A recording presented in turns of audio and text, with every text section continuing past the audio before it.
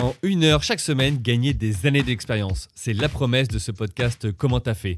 Je suis Julien Hatton, je suis entrepreneur et chaque semaine, je vous partage un épisode avec un ou une entrepreneur qui vous fera gagner des années d'expérience. C'est parti.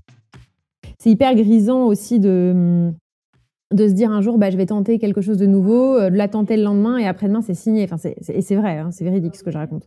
Donc, moi, c'est le côté entrepreneurial, mais c'est marrant au bout de 4 ans de boîte que ça existe encore, quoi. De se dire, on va tester des nouvelles choses. Franchement, on va y aller au bluff, on va voir. Bon, j'exagère un peu, mais on va essayer de voir si on peut, par exemple, se faire payer pour des pitchs. Ça, c'est quelque chose qu'on a tenté. Et en fait, ça fait 2 semaines qu'on n'arrête pas de dire, désolé les gars, si vous voulez notre pitch, maintenant vous faites payer parce qu'en fait, on s'est rendu compte de notre force créative et ça a marché.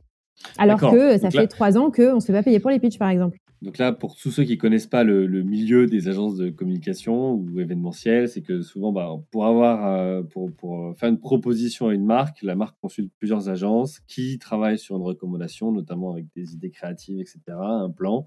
Et puis, après, va sélectionner suite à l'analyse des 2, 3, 4, 15 propositions parfois, parce que ça arrive. Mais bon, on est en train de combattre ça aussi, nous, le milieu des agences, pour dire, vous connaissez l'entreprise, vous connaissez la marque, vous connaissez les réalisations. Si vous voulez un devis ou une proposition de notre part, c'est, comme tu dis, du jus de cerveau, ça a de la valeur. Et donc, payez le pitch ou payez-nous directement pour travailler sur le dossier. Parce que sinon, nous aussi, il y a un enjeu de rentabilité de l'entreprise. Donc ça, maintenant, tu arrives 4 ans après à vous affirmer sur le sujet et dire, on répond, peut-être pas à 100% des cas, mais en tout cas, on répond plus au pitch s'il n'y a pas un dédommagement ou s'il n'y a pas un ouais. Mais c'est pas tellement pour le dédommagement qu'on le fait d'ailleurs, c'est plus pour pitcher les bons clients. C'est plutôt que c'est un symptôme, c'est-à-dire que si le client ne veut pas nous payer, ça veut dire qu'en réalité, il nous fait potentiellement pitcher juste pour la forme. Alors qu'un client qui veut bien nous payer est vraiment intéressé par notre proposition.